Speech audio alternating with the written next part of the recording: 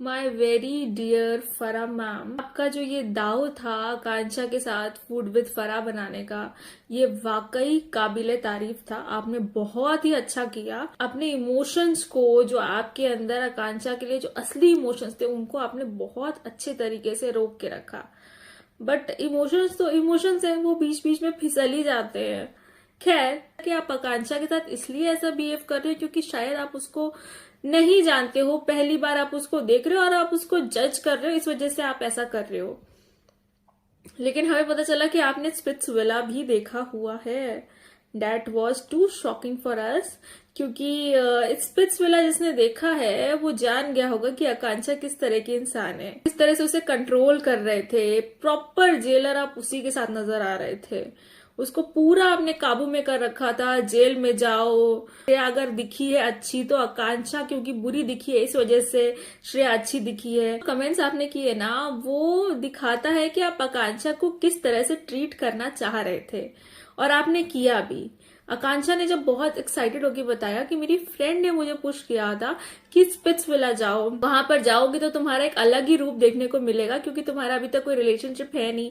फरा ने तुरंत कमेंट किया कि हाँ, हमें देखने को मिला नया रूप। आकांक्षा ने कहा तो हमेशा से टॉम बॉय थी।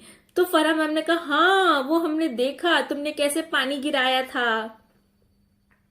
फरा मैम, आप थोड़े इमोशंस अपने कंट्रोल कर लेते, आपको हेटर्स ट्रोल नहीं करते। मैम ने कहा कि फैंस ने हमको आके कितना ज्यादा ट्रोल किया है।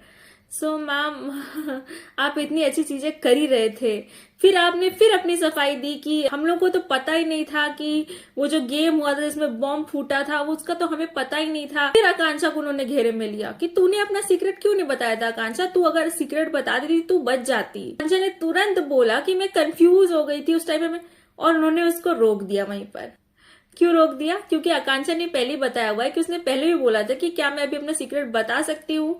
तब उसको कहा गया था नहीं नहीं, आप आगे चल के भी अपना सीक्रेट बता सकती हो, अभी आप रुक जाइए।